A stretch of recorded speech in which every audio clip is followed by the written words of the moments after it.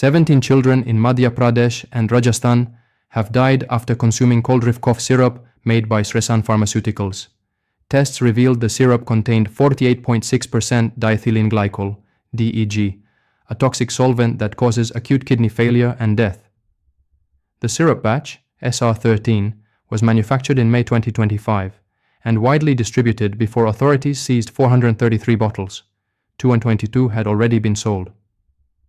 Following these deaths, Sresan Pharma's owner, S. Ranganathan, was arrested for criminal negligence and violation of India's Drugs and Cosmetics Act, while an FIR was also filed against a local doctor who prescribed the syrup. Investigations exposed alarming manufacturing lapses, rusted machinery, filthy premises, absence of qualified chemists, and untested raw materials.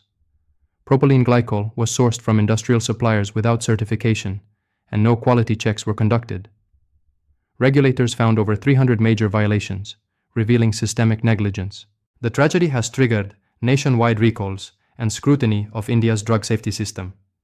Experts say the Coldrif case exposes deep flaws in pharmaceutical oversight, from raw material procurement to post-market surveillance. It echoes earlier international cough syrup disasters in Gambia and Uzbekistan, where dengue-contaminated Indian syrups killed dozens of children. The incident has shaken public trust, prompting calls for tougher regulation, industry accountability, and compensation for victims' families.